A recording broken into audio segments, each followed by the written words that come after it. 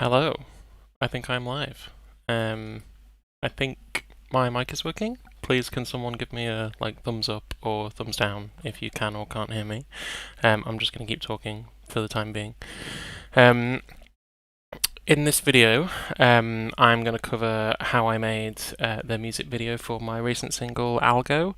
There's a link to that in the description of the video if you haven't seen it, so you can kind of go and have a look at that if you want, and mute this video for the time being. But I'm going to cover how I did everything in terms of all of the different effects and the video sources and the instruments and things like that. So the main kind of tool, which is obviously mentioned in the title of the stream, is Videosync, which is a great collection of Max for Live devices that I've discovered in the last few months. That essentially let you generate video from inside Ableton Live. You can use these individual Max for Live devices. They all have parameters that you can modulate and automate, just like you would any other live device. So it makes it really intuitive and kind of fun to incorporate video alongside the music that you've already made. So I am going to dive straight into the project file for my single. I'm just going to move this out of the way for a sec. So the way that I've kind of split this up for my own organization in this file is that I usually do this with whenever I'm incorporating video into something.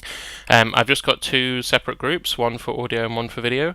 You don't have to do it like this. You can use these Max for Live devices anywhere in your project, so you can have a combination of audio devices and video devices on an audio track or a MIDI track, and they don't conflict with each other. The video ones don't affect the audio and vice versa, but I just prefer to keep organized and kind of have everything in here, and I essentially copy and paste audio clips into these video tracks in order to get the kind of audio, or just copy and paste MIDI clips, or you can sidechain things to bring audio into these tracks and stuff like that. I just find it helps to keep me organized.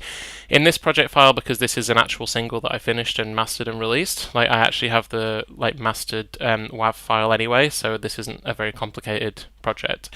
So I'll just kind of skip over that audio section for now. So with the video group, in this project, there's actually only three video sources or video channels, and then all of the other effects are kind of just layers upon that, and different effects adding kind of distortions, and there's a feedback loop at one point, which I'll go into, but it's quite simple conceptually. There's just this this first layer, which is the kind of main purple, called it clouds/gems because it kind of takes on different forms throughout the video, but it's this main purple pattern that is in the background the whole time.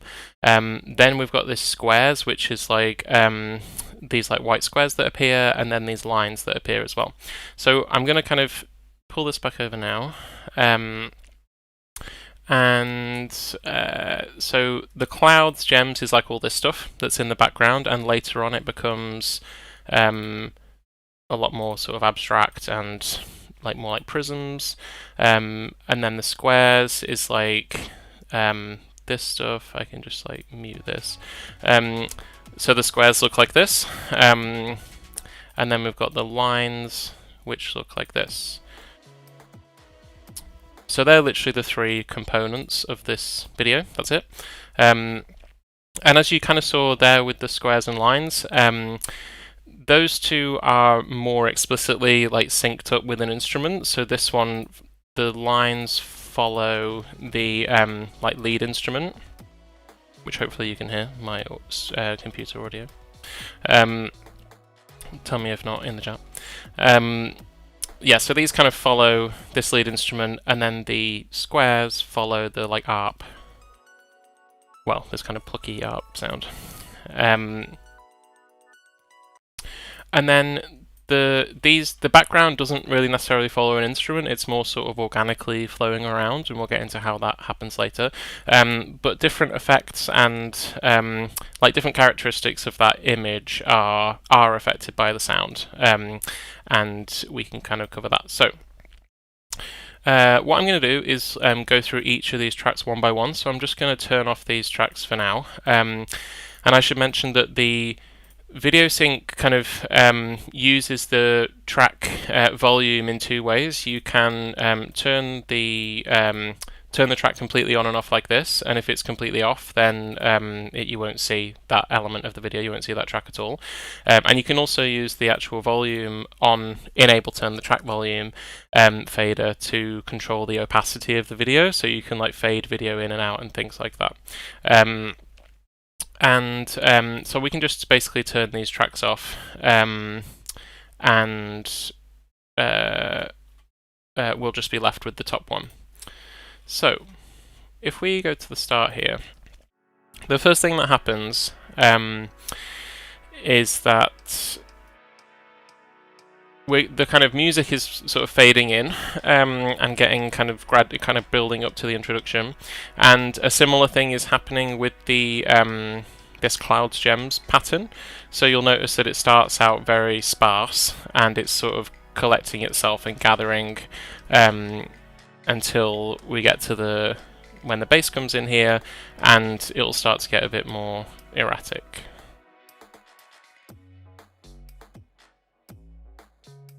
Oh, MJ, you said the instrument is really calm. Do you mean it's like too quiet maybe? I'll just turn that up a little bit. Okay.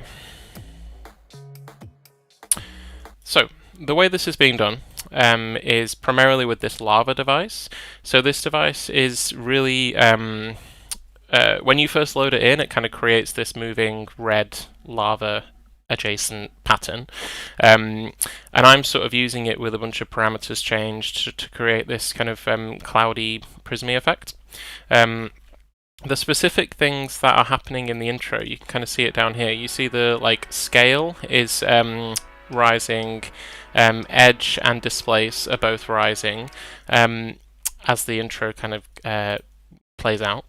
So what these things are doing, scale is essentially zooming in and out. So you can zoom all the way out, and then you get this like very detailed, big perspective kind of image.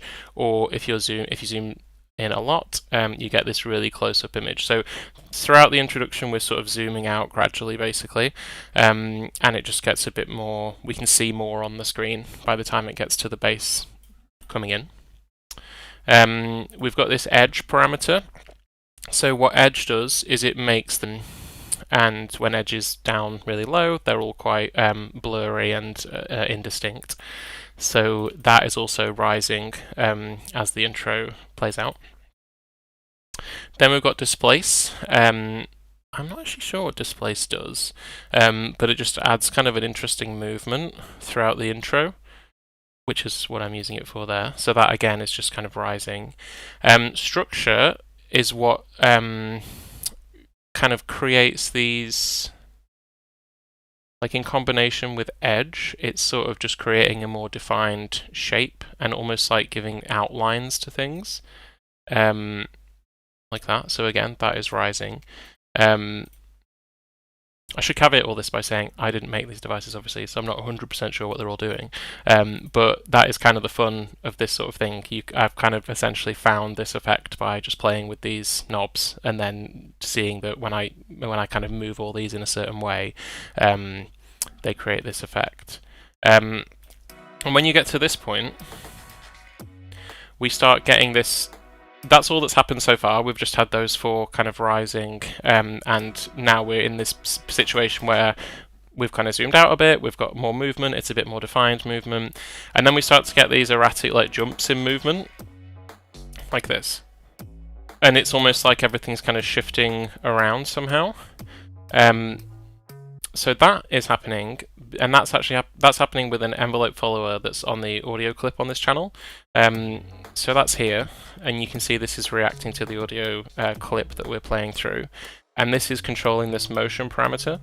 So motion, if you kind of just put it up really high, you end up with this very erratic, fast motion. If you have it down quite low, you get this more calm motion like this.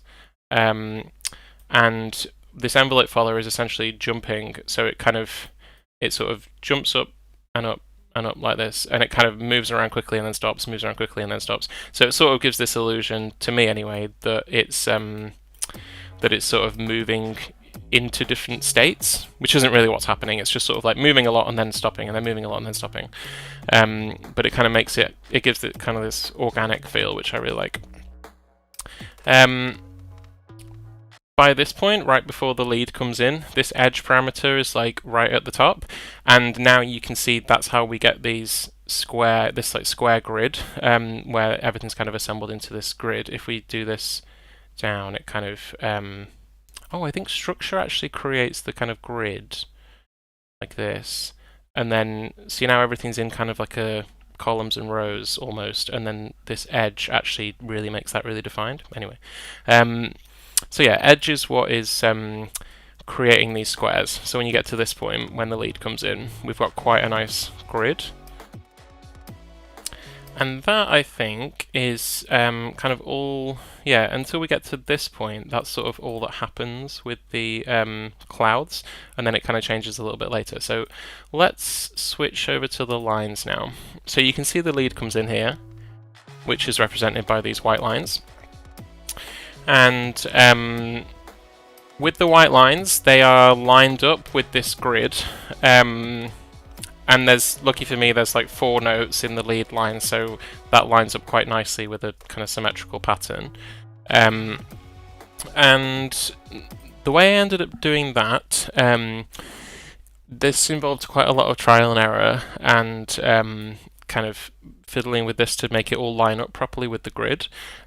So the squares device here is, in general, can just be used to create shapes on the screen in response to MIDI notes.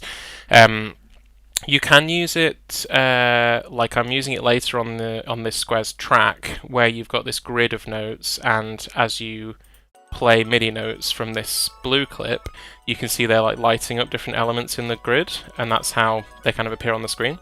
We're not using that like that here, although that is sort of I think the traditional use of squares, or at least the default use when you first load it in. We're just using it to create this one line, essentially, and I'm just going to solo this so we can see it easily. We're just using it to create one square, which we're then adjusting the width and height down here. So the width is extremely thin, it's like 0.2% of what it would be. If I put this up to 100%, it would just fill the whole screen. So it goes all the way down to like 0.2, 0.28 or something. So we just get this little strip.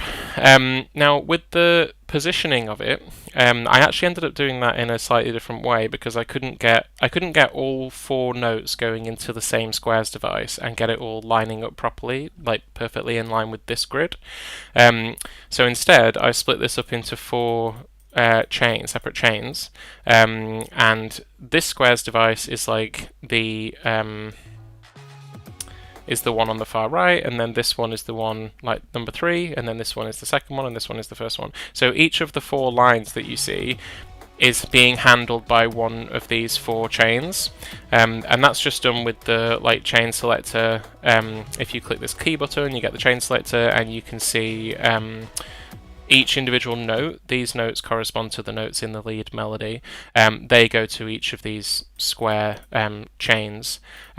So then we can basically just control them completely independently, and we can create this squares device here, which just creates like a line. Actually, I'm pretty sure that line will just be like in the middle of the screen. So if we turn all these transforms off, yeah, so we just end up with like a line in the middle of the screen if you use this squares device and just reduce the width down loads. And then we're using this transform device, which has slightly different settings on each one, which essentially just moves each one into the right place.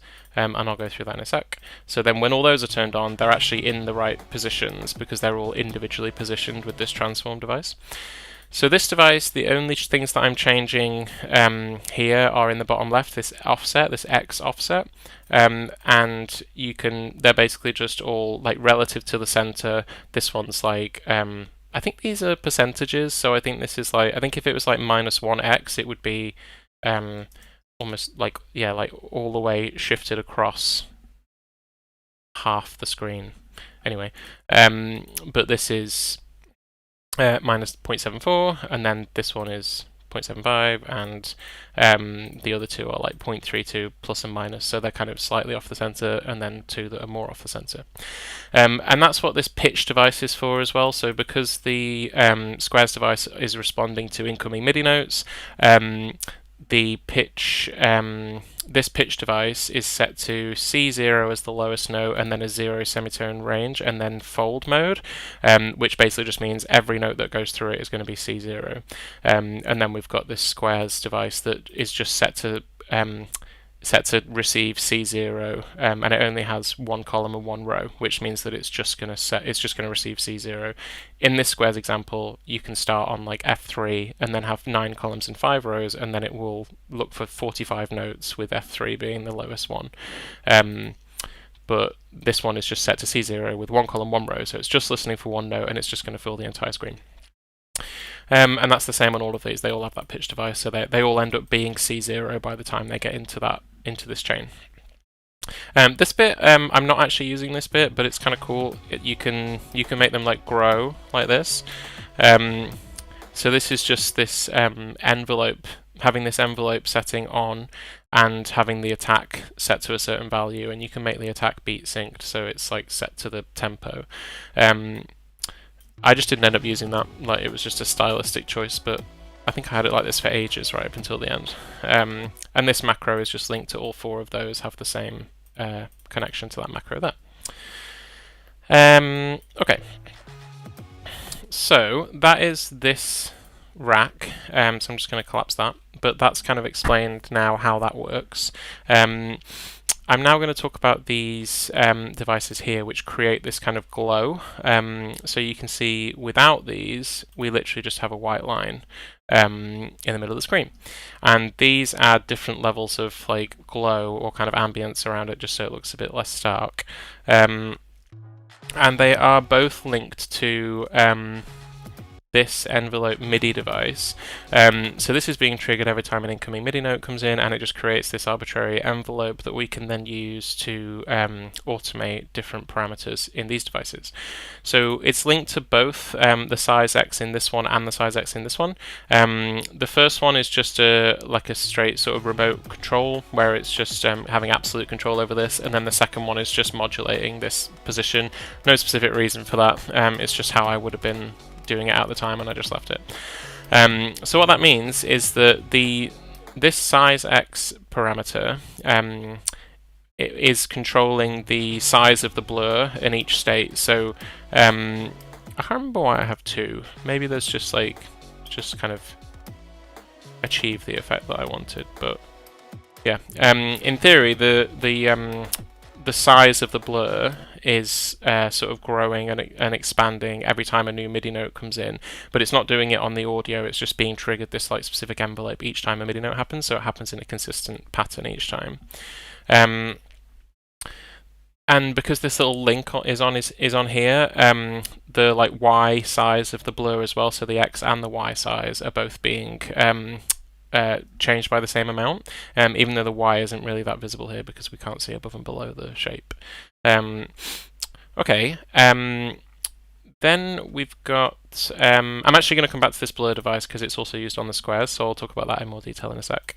Then we've got this LFO, which has just got a random LFO, not beat synced, just connected to the size of another blur, which you can sort of see. You can sort of see it's like jittering almost, like the blur is like kind of doing this and like getting more and less intense along with this LFO. And that just creates a bit of sort of frantic energy that kind of goes along with the sort of style of the lead, I guess. And then there's color utility at the end, which I use a lot, which just kind of makes it brighter. Although it doesn't really seem to be having that much of an effect now. It sort of makes the lines a little bit thicker. It's quite subtle. But you can sort of see that if I turn it on and off. Anyway, that might be just kind of some of these devices are just sort of left in, and they only add a very slight difference. But yeah, that's the lines effect. We've covered the kind of how to create that vertical line, and we've covered the blur that's happening and the kind of erratic nature of that with this. So this is essentially just like the squares device to create this line, and then stacked blurs which have different modulation on them from the envelope MIDI and from this random LFO. Next thing that happens in the video, if I just kind of let it play through, is we get these squares that appear that correspond to the kind of bells and like bell ARP thing that happens. So that's this. Okay, so now we're going to have a look at how we made this track. This one was also a bit of a challenge to like line up onto the grid, and I feel like it's not 100% perfect. But I couldn't really get around it with this one because I wanted it to be a full grid of notes. So the way that this is working, I'm going to come back to this deviate device. The way that this is working is, again with the squares device, in a more kind of, in a usage of it that you might expect if you just kind of plonk it into your track. You've got this kind of setup where it's got a grid, it's got a start note, and then a number of columns and rows. So this F9 start note corresponds to where I wanted the grid to start. F3, sorry, where I wanted the grid to start, which is on F3, which is not shown at the moment because the scale highlighting. But that means that the grid will start at F3, and then it will have 9 columns and 5 rows, so it'll have 45 squares, which means that our melody ends up appearing sort of in the middle like this. You can see these notes that are being highlighted. So I'm pretty sure that the actual start note of F3 never gets hit, or even that first row might not even get hit. But this is just how I wanted it positioned, so it's in the main kind of focal point of the video, of the scene. So that's how we're creating this grid of squares. I also adjusted the width and height of the individual squares because if they're on 100%, they kind of bleed like right to they're a bit too big and they don't necessarily correspond with the squares from the clouds channel track. So these are set to 80%, and then this device basically shrinks everything down a little bit because you can see here this grid, there's almost like a border around it. We've got this grid here, and then there's like the hinting of like more of a grid around it. If we didn't have that transform device, all these squares would be going, the whole grid goes right to the edge of the screen, so it doesn't line up with my background grid as well. So I've got this little transform device which sort of reduces everything so it slots into our grid nicely. So that's the best I could get in terms of lining it up with these squares. Then this one doesn't have any sort of attack or release on either of these envelopes. Like the size doesn't kind of fade in and out or anything like that. Oh, it does by like 20 milliseconds. You can't really tell that. And the opacity doesn't fade in or out. You can do that with this device if you want, where you can add like a release to the opacity. Not necessarily going to work that well because I've got loads of effects, but basically that will just kind of fade it in and out based on an envelope. Okay, then I'm going to move on to these effects now. If I'm going too quickly, or if anyone has any questions, please just put it in the chat. I can see the chat. Hi, Nico. So if I just disable all of this stuff and explain what each thing is used for, and I'm just going to get rid of everything else so we can just see these squares. Okay. So because the square's opacity is linked to the velocity here, they're actually quite dim. If we reduce this down a lot, you get a more static. Like if this is on 0, you basically just get like it's white every time. Oh, you can actually see the little envelope now. You can see the kind of size envelope coming in. It's sort of like splatting onto the screen a little bit, which is what this is. So this is the 20 milliseconds size envelope. So if we get rid of that even, it just sort of, it's very static and very glitchy kind of. So that's what this is doing. It's just sort of like splatting in and out like that. Then this velocity, if we have it all the way down to 0, it just creates these white squares.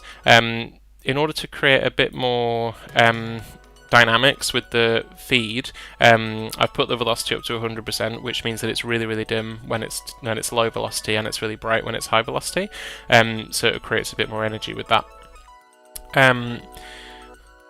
Then we've got this Colorize, which is essentially like a two-tone thing. So it's basically making everything below this midpoint is going to be this blue color, and everything above this midpoint is going to be this pink color. And this is based on brightness. So any of the pixels in the video that are below this level of brightness will be blue. Any pixels that are below this level of, above this level of brightness will be pink. And you can have a mid color, which I'm not using on this, but I can cover that in another video maybe, how that works. So this is basically just making these pink or blue depending on how bright they are. Then I always use this mirror device after the squares. I don't know if I'm like using the squares device wrong, but it always seems to be the opposite of what I expect. So if you're using squares, let's say you're using squares and you just have like one column and 5 rows, so you've essentially just got a row, like a column of notes. It always seems to be that the lowest notes are at the top. You can even see that here. So you've got like F3 and then F sharp 3, G3, G sharp 3, A3, which just seems counterintuitive to me. I would expect the F3 to be at the bottom and the A3 to be at the top. But anyway, you can fix that quite easily just by using this mirror device, which flips things either horizontally or vertically or both. So I'm just flipping this horizontally. So if we don't have this on, it sort of starts over there. The melody starts over on the left. But if we do have it on, it starts over on the right, which makes more sense to me because it's like da-da-da-da-da, so it's kind of higher notes I would expect to be over on the right. I guess because that's how a piano is laid out. So anyway, that's what that's all this mirror device is doing. Then we've got all these, loads of these blur devices. So I'm going to cover these one by one. So this blur device essentially just blurs it in a traditional sense, so you can sort of see they're more defined squares here, and then they are a bit, they're basically, there we go, they're basically like rounded here. I've got this little shader on. Yeah, so you can tell a bit more easily here. So without the blur device, it's just a square. And with the blur device, it essentially rounds it out into almost like a rounded square. This is using the second blur mode, which essentially turns the shape into this shape. And it's sometimes, I think this is how a lot of like lens flare effects are done. If you get like footage of a night, like a city at night or something, and then you have all this, which is like the lights kind of making abstract patterns on the screen. It's kind of that sort of effect. But you can use it in small amounts to essentially like round off the corners. You can actually click this to make it even more round. So then it uses a circle as like the algorithm or whatever. Or this uses a whatever shape this is, hexagon. But I'm using the hexagon for this one because it creates almost like a sort of pixely effect. Let's just get that back to how it was. So that's all that's doing. It's just essentially, it makes them a bit bigger, and it's creating this rounded corners. This one is then a more typical blur where it kind of makes it a bit out of focus. This one makes it super bright. So you essentially just get a coloured outline rather than having the whole thing being coloured. And then this one makes it really bright, so you just get a very small colour outline. So you just end up with this more interesting kind of shape where you've got you start with a square and then we're rounding it off, making it really white and adding this coloured border essentially. I have to say this isn't what I like intended going into it. I didn't have this idea in my head and then I was like, oh, I want to create a rounded white square with a pink border. That's absolutely not what I went in. I was just kind of like experimenting and messing around and ended up finding this sort of thing. I would really encourage that with these devices because you end up landing on something that's kind of unique and interesting, and don't be afraid to like stack devices like this to see what happens. And then the very last thing is we sort of like ruin this in a way by like pixelating it and just creating this, which I quite like that as well. So this didn't really fit with the vibe of the rest of the video for me, and then I was just playing with this Pixelate device, which ends up just sort of creating this like distorted square thing, and then so that's how they end up looking like this, and they're always like slightly different. You see the like blue ones there, where they're darker, they end up being blue. You can sort of see that. So there's like blue ones and pink ones. So then this last device, which one have I used here? Yeah. So this VHS glitch setting here, I basically use it everywhere. I absolutely love it. This device here, called ISF Shader, is probably one of the most like powerful devices in Videosync because it essentially lets you use this open like standard for video effects, which are called shaders, and they come with this file extension of .fs. I barely know anything about ISF shaders, but I'm sure it's like a huge community, and there's like a bunch of people making these specific files, and they're used in lots of different applications, not just Videosync. They're used in other like video software, which is kind of what makes them great. What makes it great to use them here, because you have access to a load of ISF shaders that are available online. I can't remember the website now, but it's on the Videosync website. They link to a couple of resources online where you can download ISF shaders for free.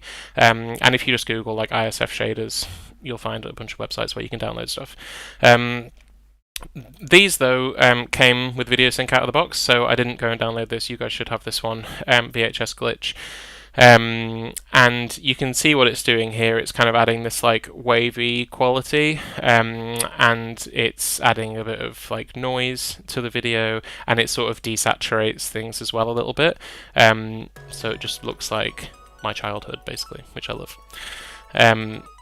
So yeah, you end up with this kind of cool effect. These different and try and pause it on a square now. There we go. These kinds of these different parameters do different things. I use this exact ISF shader in another place, and you can see the effects of it a lot better. So I'm going to go and I'm going to cover that when we get to that place. But yeah, this is one that I use a lot. There's another one called like TV static or something. Yeah, that one. I use that a lot as well. It just adds a bit more of an organic feel to things. Fun fact, you can actually get ChatGPT to make you ISF shaders if you use ChatGPT or Claude or something similar. So there's a few of my shorter videos that I did for January Jams and before that where I asked it to make me an ISF shader that did a specific thing. Like there isn't one for a fisheye lens, I don't think. So to create this like fisheye effect, I just asked ChatGPT to make me a fisheye ISF shader, and then it just made me this .fs file, and you can like browse and add your own. You can see in this user tab, you can see all the ones that I've created with ChatGPT, and the fisheye ones here, and then there's other stuff. Some of them don't work great, some of them do work great. That is ChatGPT, criticism on ChatGPT rather than this. Some of them, like, it doesn't really understand what I mean, but yeah, it's pretty fun to be able to create stuff like that. Okay, so that is the squares track. So we've done the lines and we've done the squares. So now, what I want to cover, what time are we on? 5:30, okay. So now we want to cover, I want to cover what happens with this for the rest of the video, because this kind of influences everything else that we need to cover essentially. So once we get into this state here, we start to kind of I don't really know what you would call it, but we start to sort of direct, like we get some like cinematography, and we start to direct the scene, and we start to move around and pan around, and we create this illusion of being in a space where we can kind of pan across different areas, and we kind of feel like we're in like some kind of world that we're like looking around, and that all happens with, oh yeah, sorry, that doesn't happen on this channel. That happens on this video group channel with this transform device. So this single transform device is doing all of that stuff throughout this whole video, where it's sort of moving the camera, as it were, moving the camera around different areas and kind of giving the impression of movement. So you can see here, we're starting to rotate. You can see this kind of slowly moving. So you can sort of see now that we're like off center and we're getting a bit slanted. And we're also zooming out a little bit. So that is this scale parameter on the left, and that is the rotate parameter here. They're both kind of moving quite slowly, so we're zooming out and like rotating around. And the important thing to note here, if I just pause it like here, the important thing to note here is this wrap mode and wrap gain. So wrap basically is telling this transform device what to do in the places where, you know, if you're kind of zooming out of an image and rotating it as we are, you're going to be left with like empty space around the edge if we're zooming out. And this wrap mode on the transform device tells the device what to do with that empty space.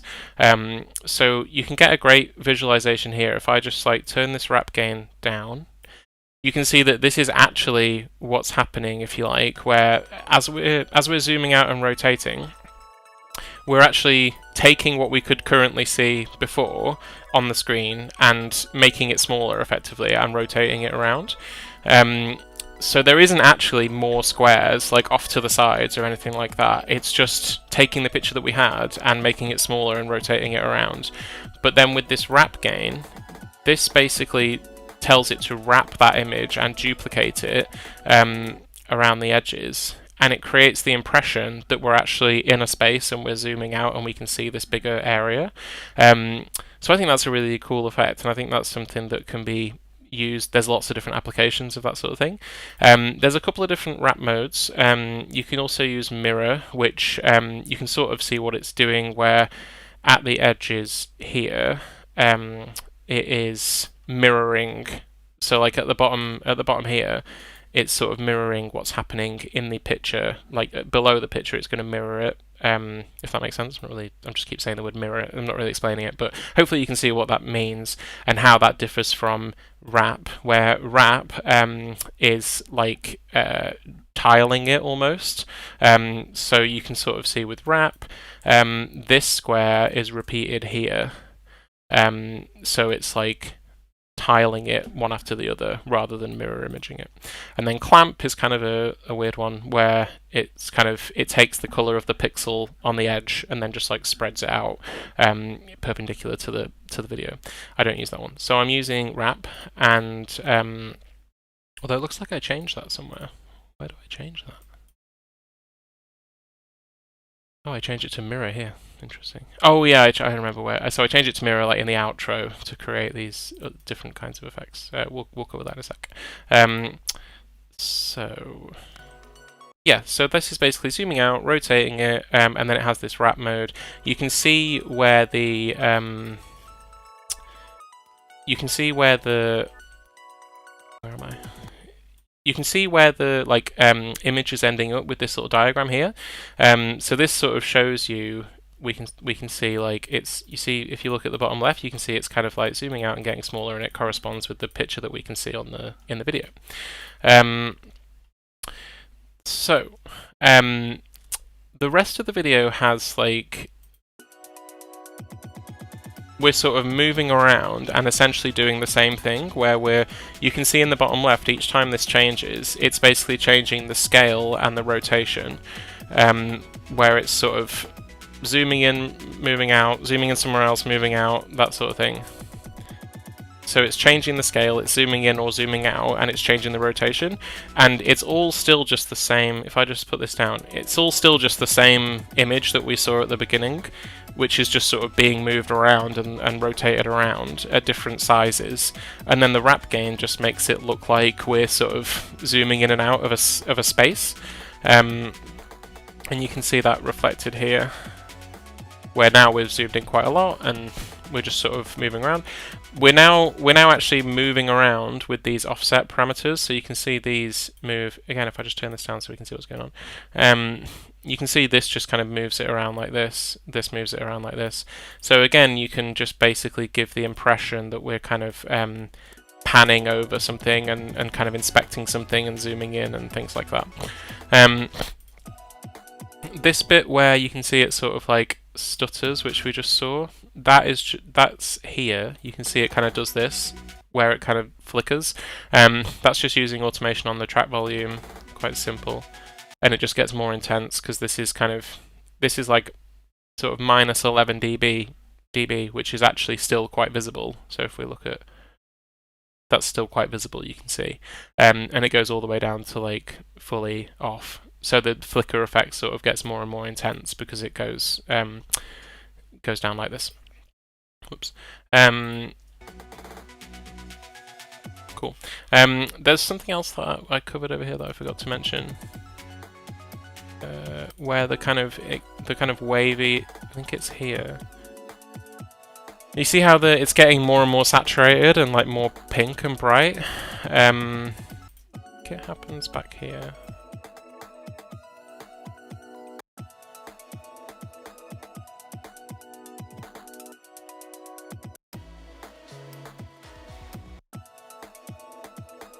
Anyway, this saturation is somewhere on this device, probably this.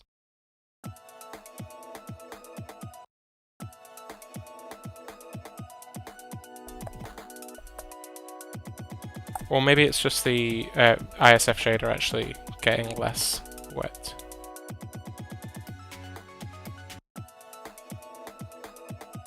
Yeah, that seems likely. Yeah, so this is the fact that it's getting kind of more and more pink is just the VHS glitch effect getting less intense. So that's kind of modulated throughout. You can see this, the VHS glitch is kind of modulated quite a lot throughout, and it just means we go in and out of different levels of saturation and how bright the pink and blue is and things like that. Okay, so that's essentially all that happens for the next few bars, where we're just panning around, and we've just still got these squares going on, and we get some really zoomed in and some really zoomed out. And then we've got the lines that come back in, and now they look a bit more sort of grand because they're filling more of the screen. They end up being thinner as a result, and we get this like zoomed out perspective. But again, that is all just based on this. If we just look at, it actually looks like this, and it's basically just what we saw before at the beginning again. But now that we've got it wrapped like this, it looks like really big and that sort of thing. And this is again just the same sort of thing where the kind of this transform device, you can see the different angles that we're seeing are represented by this square. So you can see each time, each kind of bar or so, it changes and gives us a different perspective. That's kind of all that's happening there. Then we've got this reprise, and then we start to get these funky, like, camera spins. So you see now, when it changes the perspective, it's not doing it instantly, it's kind of like rotating between them. And I tried to sort of match that to the energy of the music and the way the bass works. That is basically dead easy at this point. It's just, up until this point, all of these changes are instant in the modulation, if we like zoom right in like this. But then with the rotate, let me get the rotate one up. With the rotate one here, we're now basically just easing into each one like this in a very slight way, and like that, and like this. So it's really small, but you just get this. That's probably the biggest one, that one. And it just kind of rotates into the next position. So that's really simple conceptually once you understand what's going on with the modulation, and that just creates this kind of camera tilt, panning, shifting effect. But that's all that is. It's just all the kind of moving around with the camera is still just those 4 parameters with the rotation, the scale, and then the offset X and Y positions. And the scale I should mention, because we've got this little link on, the X and Y, it's just like zooming in and out 64% in both directions. If you have this off, it would like distort it. You see it's kind of zooming out on the X parameter, but the Y parameter is the same, so then you get a slightly different effect, which isn't really what I wanted. So this is, if you keep them linked, it will just keep them both the same. What else is happening here? So we've then got this kind of glitchy effect that's happening overlaid. So the white lines are like they're kind of like stuttering and glitching over the top of things, and that is this feedback channel. So you can see this is what that is. And feedback loops are really, really fun in Videosync. I've done them a few times on my like shorter videos, and we've got like two return channels, one which has the actual effect on it that we want to use, and then another one which just serves, the only purpose that serves is to give us a feedback loop to go back into that C return channel. So if we look at the only track that's feeding into this feedback loop is these lines, and they just go fully into the C return channel. So we've got the lines, which are those two white lines you can see on the screen now. They are going into the C return, and then they're being sent also into the D return, which is then being sent back into the C return. So we get this kind of infinite feedback loop. It doesn't cause any sort of issues because the lines don't appear for long enough. If we had the lines kind of staying on the screen for a long time, sometimes you can get feedback loops where the whole screen just goes white essentially because it just kind of feeds back on itself so many times that it just gets so bright and goes white. So you sometimes have issues with stuff like that, but we're not getting that here because the lines don't appear for long enough. So you can see the glitches kind of only happen, these like lines that are overlaid are only happening while the lines are on the screen, and then the kind of feedback sort of dissipates. So if we just solo that feedback loop. So now we're just seeing the feedback loop and we're not even seeing the lines. And what this is doing is we've got another transform device, and we are just offsetting the X and Y positions with a random LFO essentially, and I'm just sort of tweaking. I just sort of tweaked the positions of these and the depth and the rate and so on to create this like glitchy effect. In fact, let's put this one on as well. See the line. Yeah. So yeah, you get this like, you basically just get like an overlay where it's really, you can see it's always really zoomed in, so we've got 180% scale. So these glitchy lines on top, not going to be able to pause it. These glitchy lines on top are always closer than the original lines, but then the position of them is just sort of like glitching around with this LFO. And the reason they're a bit less clear is because this isn't all the way up. So if this was all the way up, they'd be like bright white, but it's not. It's just sort of like at sort of 3 o'clock. So they're a bit faded compared to the other lines. So yeah, you can kind of see the effect that has at this part of the video, where everything's just sort of really going for it, and it sort of adds like a sparkliness to it that, I don't know, feels nice. So that is essentially everything that was used in the video. Let me just have a look at this clouds track to see if I've covered everything. So we've covered this, VHS glitch. Oh, I said I would cover the VHS glitch in more detail. Let's have a look at that. Okay. Oh, and there's this little wavy device as well. We'll come on to that. So the VHS glitch, let me go back where we actually used that. Okay, so we're like sort of 60% wet at this point here. Let's just solo that. So you can see the effect this has. If it's more wet, it has this more intense sort of more intense effect where it's quite saturated, and rather than being too kind of washed out. When you first load this up, it has these like scan lines like this, which I don't particularly like, so I usually take those off. But these are kind of moving around like that, and you can have them. You can have like 2 different sets of those with these. But yeah, you can kind of adjust those as needed. And then the grain kind of makes it darker, but it creates this like noise distortion, if you like. And then this controls the color brightness, and this again. That's quite interesting. You could like modulate that. Yeah, they just kind of do. Oh, this is kind of creating like mirror images or sort of like duplications of the image a little bit, which is nice. Yeah, essentially you just kind of mess around with these knobs and get the effect that you want. But this VHS glitch shader is really cool.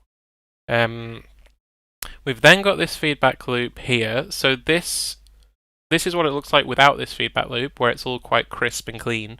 And especially without the ISF shader, it looks like this. So basically the purpose of both of these is to just create a bit more, to like wash it out a bit more and create a bit more mood. This feedback loop, you can use it in different ways. But this one is basically just, when it's set to internal, it's just taking like a copy of the image and constantly feeding it back through this device, and it's just applying these transformations to it. So I'm like zooming in, if you like, by 1%, so I'm increasing the scale by 1%, which basically gives this like, that has the effect of just creating, if we put the mix up quite a lot, oh, that's not very helpful. Didn't do what I thought it was going to do. Yeah, basically this just kind of creates, it just kind of washes it out a bit more, and yeah, means it's not so like crisp and clear essentially. If you turn up this feedback loop, it will like the effect will get more intense. I'm not sure why it's like essentially just removing it when I do that.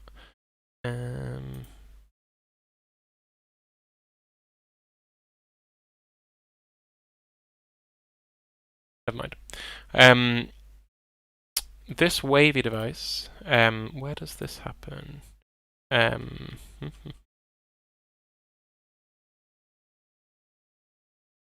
amount. Where do I do this? Oh, so this is at the beginning. Oh, so I probably should have covered this at the beginning. But this is sort of modulating down at the beginning as well, where yes. So this Wavvy device is also making everything a bit more like, I don't know, kind of splits everything up into these wavy shapes, rather than just this is what the lava device looks like normally at this point. And this is actually how I sort of return to it at the end of the track without this Wavvy device. But that's what that's doing. And then this other ISF shader is just called vertical glitch. That is again just kind of creating some noise essentially, which just adds this extra layer of like artifacts and distortion and stuff. And then this is just some like color stuff at the end, where I just increase the saturation, the contrast, sorry, and to kind of bring the colors to life a little bit.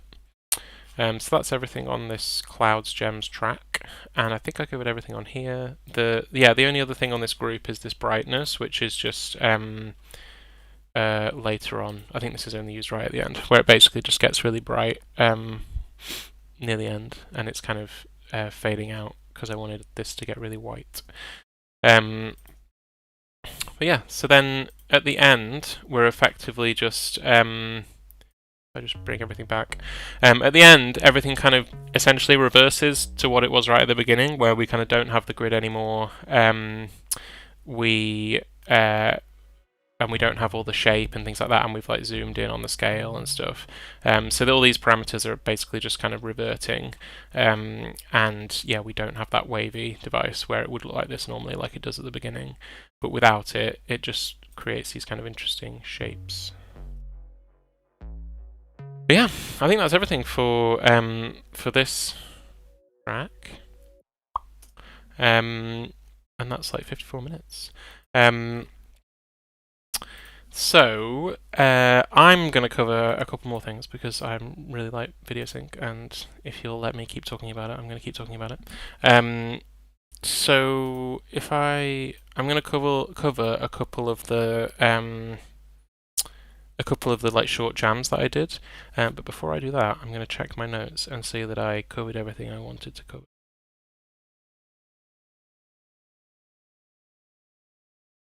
Yes. Oh yeah, I did just want to mention at the end, one thing I learned making this video is about trying to create like a cohesive video where everything looks like it's one thing, everything looks like it's one scene. And there's two ways that I did that with this video. The first is by lining everything up. So this separate device of the clouds and the lines line up in the sort of crevices of the grid, if you like, and then the pluck device corresponds to the grid squares as well. That to me makes it feel like this is one idea or like one concept. And then the other way of doing that is using using the same types of effects across things, so using the VHS glitch in like two different places, and things like that. That's something that I'm still learning a lot about, and it's probably my biggest challenge at the moment when I'm making these videos, is that I'll make like one track and then another track and then another track and be like, oh, these are all really interesting, most of the time, sometimes, but they don't really feel like the same idea, and how to like kind of gel them together, and things like that. So that was one thing I learned with this. Hunter asked, what's the source video look like? Can you A/B the chain? What do you mean by the source video? Because there isn't actually a video clip anywhere. There isn't like a video clip that's used. The thing that creates the background is the lava device. So this is what's creating like all the stuff that you can see behind the shapes, essentially. Let me know if I've misunderstood that.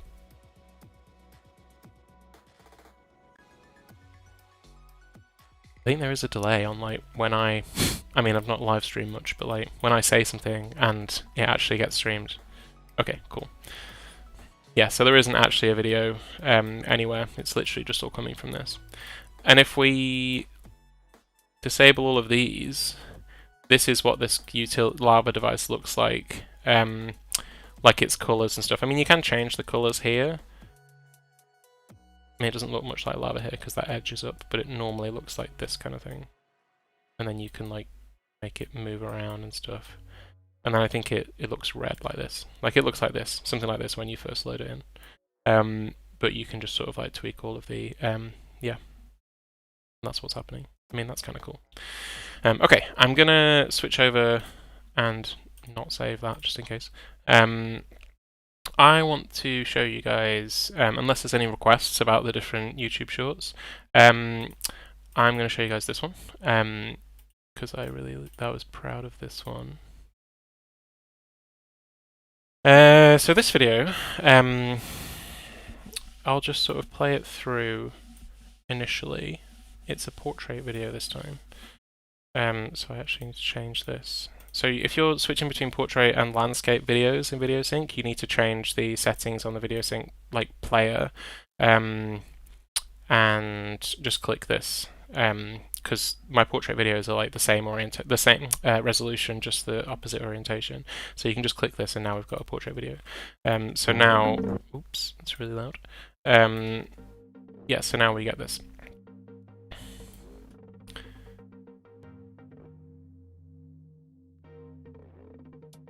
So this one, again, is quite a simple concept, using lines again. I seem to like that.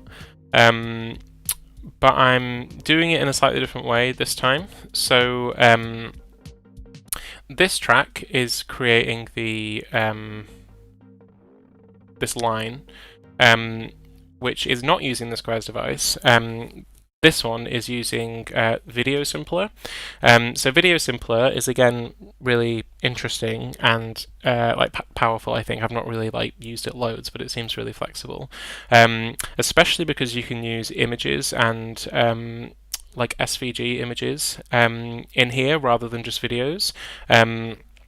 So I have a little group here. I've got a little folder of like images. No, that's the I've got a little folder of images here, which just has one image in the moment, which is, if I just go and find this, it's basically just like a white square. Like this. It just looks like this. It's just like an image that I made that's just a white square, basically. And if you load that into this Videosync, you can then essentially create any shape by using it, like it just fills the screen, but you can then just create any shape by using this transform device. So then I just make this like tiny little thin line by kind of doing the opposite of what we did in the last video. So I make the height really, really small, but keep it full width like this. But you can essentially just use this to like make any sort of shape like this. And then do different things with that shape. You can obviously modulate all of these and stuff as well. And you can also do the same thing if you make an image of a circle. If you do like, in fact, let's just get that image up that I just had here. So now we have a circle. Does that work? Doesn't like that SVG. But yeah, you can do an image of a circle. And as long as it's got a transparent background, you can put a circle on the page and then use that. I've done that in a couple of videos, and then kind of shrink that up and down and stuff like that. And like you can create this like blur effect that make it seem a bit less stark and stuff as well. So that's essentially, this is a very simple use of the Videosync device where I'm just doing an image and then turning it into this line. Then we've got this envelope follower, which is with Live 12.1, you can now sidechain the envelope follower, which is really handy for this kind of thing if you want to keep the video stuff separate. As you can see, like I mentioned on the last video, I have this like audio folder with all the audio stuff and then video folder with the video stuff, and this sidechain on envelope follower makes it way more possible to do that, and you don't have to like duplicate all the audio clips and stuff, which is really nice. So that is just controlling the brightness of this video. Of this line, sorry. You can see it's not moving around anymore now because I've disabled that device. And oh yeah, the scale is also being controlled just with modulation. I forgot about that. So this line here is modulating the Y scale, so it's modulating like the height of this line, which just kind of, it doesn't correspond to the music in any way. Well, it doesn't correspond to the sounds in any tracks in any way, but I try to kind of make it so it sort of corresponds characteristically with the music as the video progresses. So that's here in this transform device. Then we've got, oh, that wasn't actually affecting the brightness because this wasn't turned on. Now you can see the envelope follower is affecting the brightness. So when this like lead sound is, louder, it's like a brighter line. Then this one again is just drawn in manually. So this movement up and down is just drawn in manually. I'm making use of the kind of curved modulation lines where you hold down Alt and you can create nice kind of sweeping movements up and down. I have to say the kind of transform device is really sort of high res, if you like. It's really, I don't know, it's like a high frame rate, it's probably a better way of saying it, where if you just modulate this up and down, it does look like it's moving around. It's not kind of, it's not just kind of stepping up and down and stuff, which is really nice. And then later, we just start rotating it around, just to add a bit of like, make it a bit more jazzy. So then it just moves around like that. And this one has wrap gain, because if it didn't, you would see the edges of it like this, because it's just sort of rotating like that. So anyway, it has this wrap gain. And that's the difference between wrap and mirror, I guess, is probably easier to see here. Because mirror...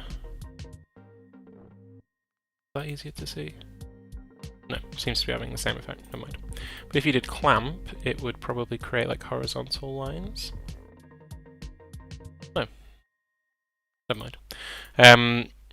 Then we've got blur, which is basically just kind of,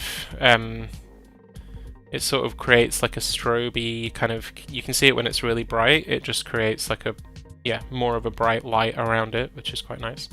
And then this one is just kind of making that a bit more intense as well, with modulation, just drawn in. And then the background, this is one thing, again, I'm like constantly challenged by trying to put things on an interesting, an organic feeling background, so it's not just on a black background, because that feels fine, and it's like an interesting idea, I could just do that, and I did do that with a lot of my early videos.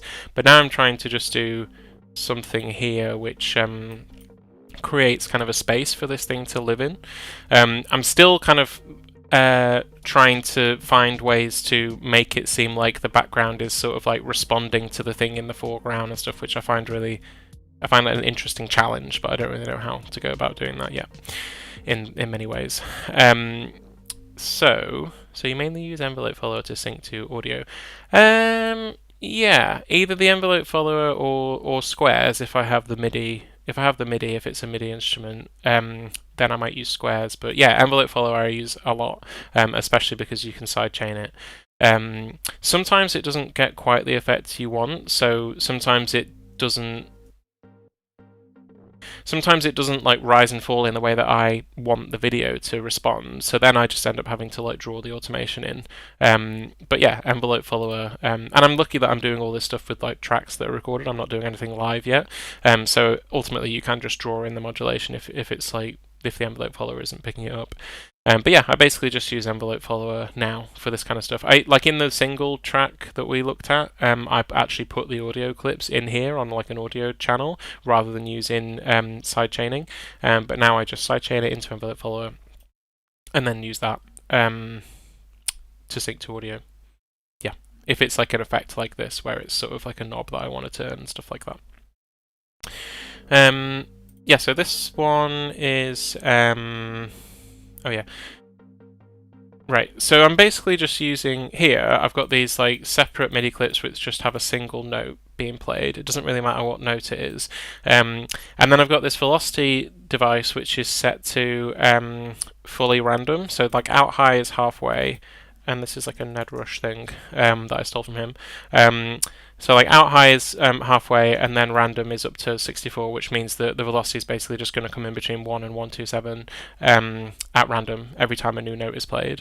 And then I've got this expression control, which is listening to the velocity, and it's changing the loop start position of this video, which basically just means that it's going to like re-trigger this video every time one of these notes is played. So it's going to re-trigger 6 times, and each time it's just going to re-trigger in a random place. So if we play it here, let me just turn this off because we're just looking at the background. If we play this here, in fact, let me turn off all these. Okay, so this is what the actual video looks like. So it'll start like that, and then it will start in a slightly different place, and then maybe it's not starting in a different place.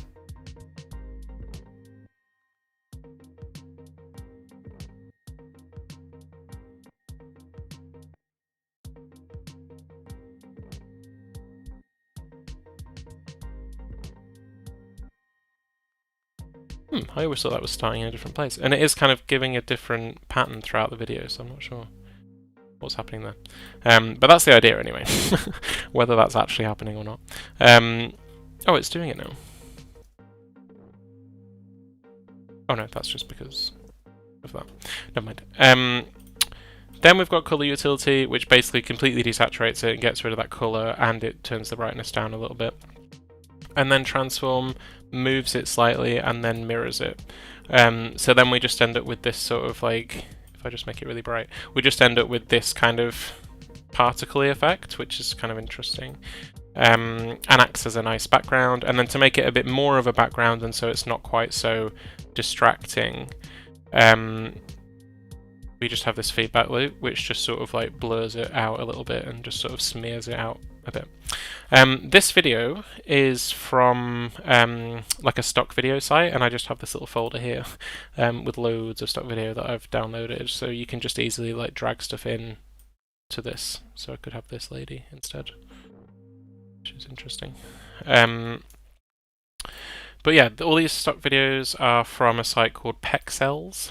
Let me just get that up. Whoops. Don't want to go anybody's Substack. Yeah, so you can look for videos, and then you can just search for like dust and stuff like that, and then you just get, this is obviously the one that I got right here, and then you can just download, and you can get all kinds of stuff in here, and you can obviously see like, you can sort of be imaginative with it, like that's kind of nice as well. You don't necessarily have to use it as is, like as you can see, like I downloaded this sort of orangey one, and then it doesn't look anything like that in the final video. I've just sort of used it, no, it's not that anymore. I've just sort of used it to create this other thing. I've just kind of used it to create this new kind of picture. If that happens to you, by the way, what just happened there, where Videosync will like play something and then it just stops, like you've got a MIDI note and it's playing and then it just stops. That's because it only loads in a portion of the video by default when you first load in the device, and it starts at 0, but then it ends at like 5 seconds. Or whatever, I think it has like 4 seconds in by default. You can just increase it here. The reason they do that is because it takes up quite a lot of CPU if you have loads of these throughout the project, so I'd only do this if you want to. But it's kind of fine for me here because I've only got one instance of this. Yeah, you can do that, and then it won't just like stop playing it midway through. Or you can just get it to loop if you have like a shorter video like this and you just turn loop on and it'll just play it over and over. Yeah, so that's this one. What are the other ones I wanted to mention? Could also talk about another one quickly. Probably just do like 1 or 2 more, probably 2 more, and then finish. So the other one was this.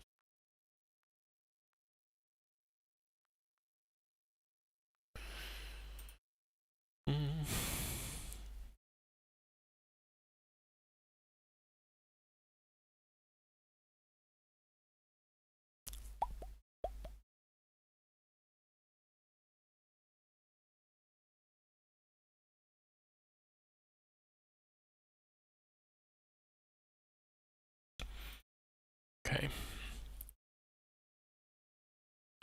Okay. That's very loud again.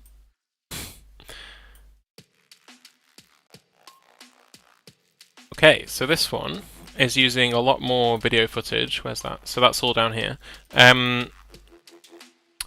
So these video clips are just...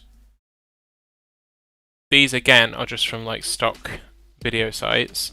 The same site, just from Pixelate. And I am doing a combination of actual video clips in the timeline. So these are actually just in arrangement view dragged in. And then this one is a Videosync device. I can't remember why this one's different, but this one's a Videosync device, and then these are actually dragged in. A lot of these are very rushed, by the way, because I tried to do all of these in like an hour, because this was like the January ones where I was doing one every day for 2 weeks. So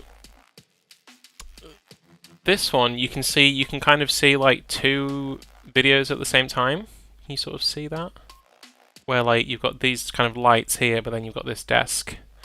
They're actually 2 different videos. One of them is this one, and then the other one is this one. Which you can see there. You can see it there.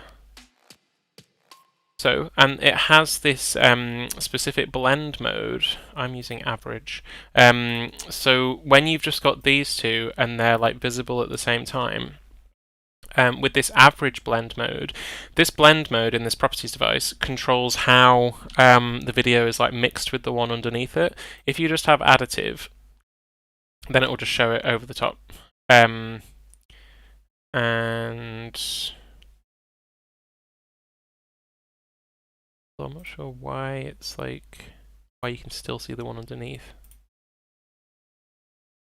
Oh, it's because it's additive rather than yeah, so if you have alpha, then this is just going to show you the one on top, and it's just going to stack on top of it. So like an example of where we've done that is in the single, where we've got the white lines and stuff. They just show on top of the video underneath, and you can't see any of the video underneath the white lines. But if you have a lot of other of these blend modes, you can see a combination of the 2 videos, and they all have like slightly different effects on the picture. There's an explanation on the Videosync documentation about what all of these do, and they're basically the same ones that you find in like Photoshop and other image editing software.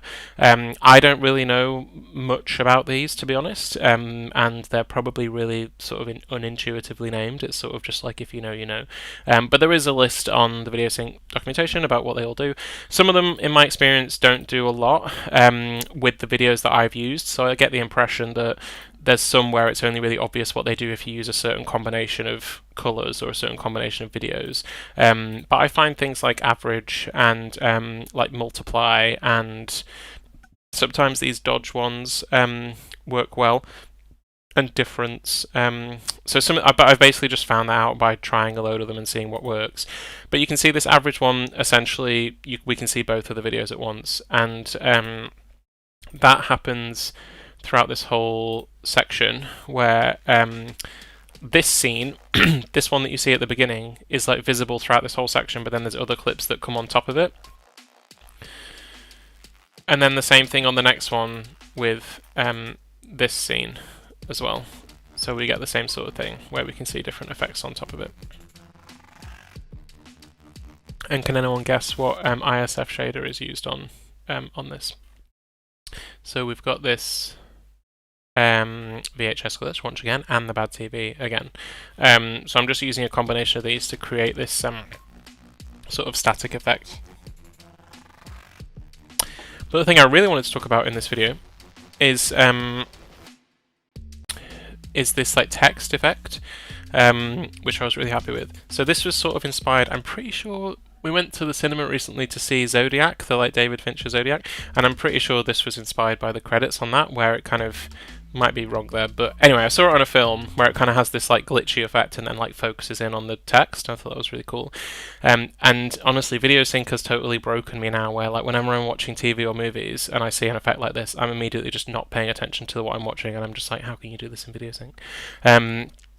Anyway, so I wanted to figure out how to create this kind of effect where it sort of glitches into place like that. First of all, what's a little bit annoying about Videosync is that there isn't like a text device, which I would really want. Like if you use something like DaVinci Resolve or like even iMovie or something like that, you can put like text over the top of things. And I would love it if they had something like that where you could just type in some text and show it, but unfortunately they don't have anything like that to my knowledge. And that couldn't really be an ISF shader either because there's no place to like input text on those. So instead I had to make like all the letters of this word, which just correspond to the name of the song. I had to make all of them as images. And what I use for images, by the way, is Figma, but that's just because we use it a lot at work, and I'm really familiar with it. It's relatively easy, but I just use Figma. You could also use Canva, which is free. Figma's free, Canva's free. You can use MS Paint if you like. But you can basically use anything to create these images and then drag them into the Video Simpler device, just like I did with that square in the previous one. And then the glitchy effect is happens on this group, which is basically just this transform. If we just like take off this automation, you can just see that's like sort of happening. Oh, I think I'm like modulating the depth of them separately, I think, somewhere.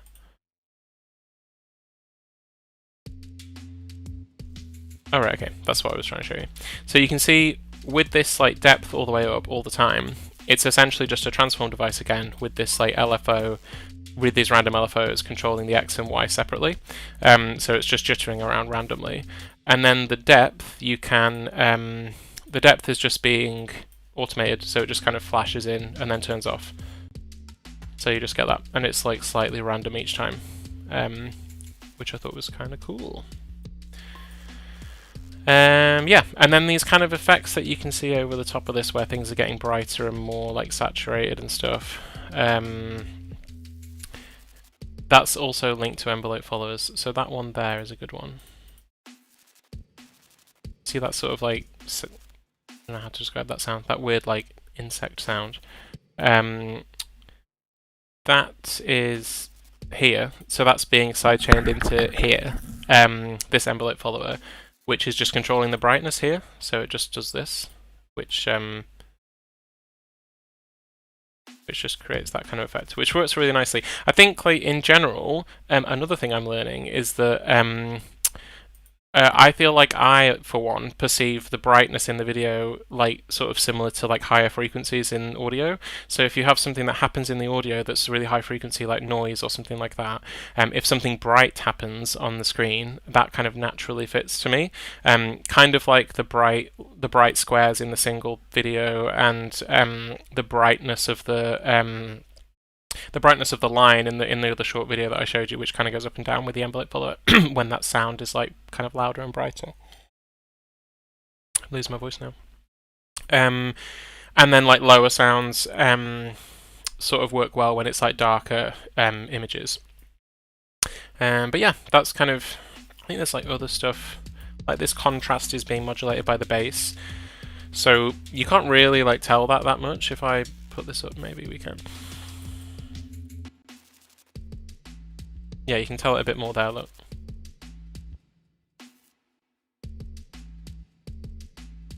You can see that's kind of like corresponding with the bass, but there's kind of just like subtle things like that that I'm trying to do that sort of make it feel like things are connected to the music, but not in a really jarring way or distracting way. Okay, the next one, probably the last one, was this one.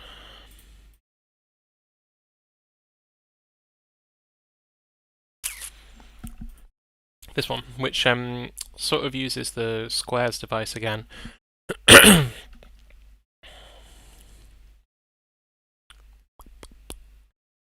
And video footage, and we use the envelopes on the squares device a lot more in this one.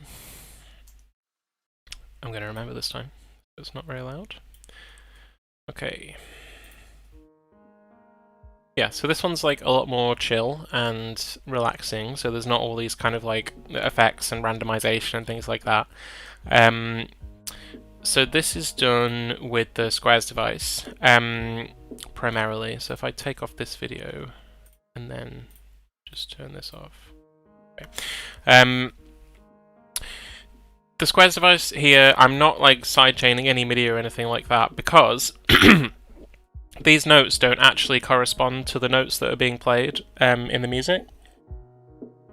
It's another reason why now I'm just doing like a separate video folder and just having separate stuff in here, because I think I was trying to sort of be overly smart about it at the beginning, where I was like, oh, I can sort of send the MIDI to this other thing and then use the squares device. But actually this, musically, where these notes are, didn't line up with where I wanted the lines to be on the screen. So I ended up just copying and pasting the MIDI clip, and then just keeping the position of the notes, but just moving where the notes are, so I can manually kind of put them on this grid where I want them, which was way faster, and I'd highly recommend doing that sort of thing in future. But yeah, this is basically just the squares device. They have, if we turn off both of the envelopes, it just looks like that if you don't have the envelopes. And this is linked to velocity again. One thing, this always gets me when I use the squares device, because this I think is set to 100% by default, and I always wonder why they're so dim. But if we put it to 0, it'll just mean that like they're always bright white, and if they're 100%, it's relative to the velocity of the notes. So I think this was set to like 60. And then we've got also opacity on attack, so it like fades in and then slowly fades out. So it means you get these like overlapping notes sometimes, which is nice, because it takes 1.5 seconds for them to fade out.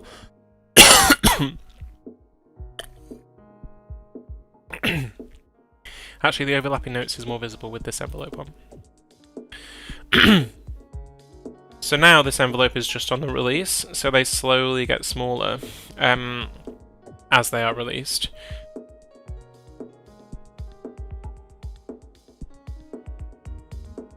Yeah, and then you get some like overlapping ones, which is nice. And then again, we're just using this. Don't know what this is doing. Why this is here? I don't think. And again, I'm just flipping it because it feels to me like it should start low and end high at the top, rather than that, which is the default, which just feels very wrong. And then I'm just using this mask blend mode. And what mask does is basically if you've got like a video source underneath, like I have this. This is just another video from Pixels, and I'm doing some color effects on it, which I can talk about. Then mask will just mean that, whoops, you can only see, rather than just showing you the white squares on top, this means you can only see the underlying video where there would be white squares. So you just get this kind of effect,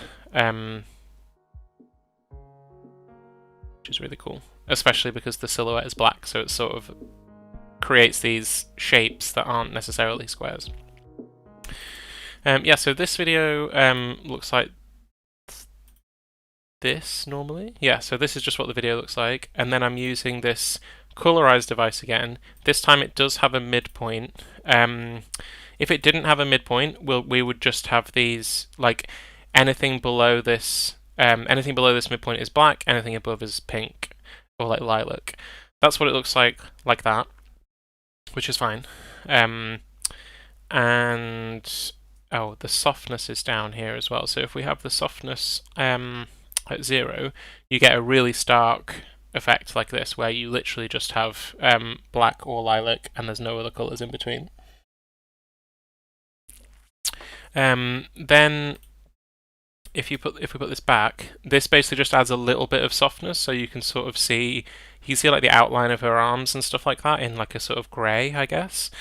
That's what the softness does. It sort of lets through more, I guess it's letting through a bit of white in the bright areas. But we just use it a little bit so that it's like, you can just sort of see the shape of her like arms and stuff like that. And then the midpoint is just like purple. So where the brightness is at the midpoint, I believe it works like this. Then it will be this dark purple, and below is black, and above is lilac. So then you get just 2 shades of purple basically, and you can see that most obviously in this intro bit where you've got the like dark purple there and the light purple there, and then you just see it like on her as well, which I thought was a nice effect. And then this, what's happening with this? So this hue, oh, and then I've just got some, oh, that softness is being modulated as well, just on a slow sine wave LFO. And then this hue is also being modulated very slightly, just 3%, just so it's changing. This would be like if it was changing a lot more, but it's basically just sort of fluctuating around this purple color slightly. Oh, and this is just zooming the video in. Yeah, so that's basically the whole extent of that one. What do I do here? Oh yeah, and then this is like a second half. This is on Instagram, I think, because it doesn't have a video limit, but YouTube only allows 1 minute for shorts, so you can't see this bit. But this is kind of interesting because it's a different, slightly different technique to these squares. So if I just put this velocity down to 0. So this one is using no echo. So by default, like without that, it just looks like this, which corresponds to the baseline. Oh, and these are sort of growing vertically as well, which is just part of the... Oh, it's this height is being modulated with this sine wave as well, so they're sort of like growing bigger and smaller on a loop. So this is corresponding to the baseline, which again I've just copied in. And the note echo creates, I've set it to time instead of note and put it down to 87 milliseconds, and then just like +1 semitone with each note that gets created by this note echo device. So it just does this kind of thing. It's just sort of like running up the notes. And I'm obviously mirroring it again here. Yeah, and then when combined with this and with the mask, you get like this effect.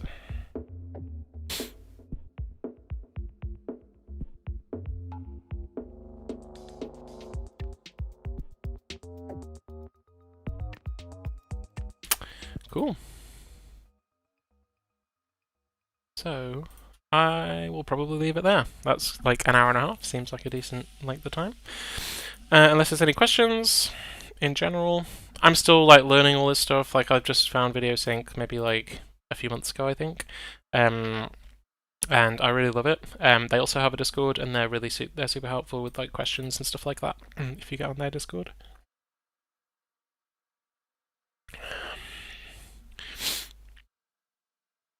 Yeah, sure, no worries. Great, I'm gonna wrap up there then. But this was really fun. Thanks everyone for joining. Have a great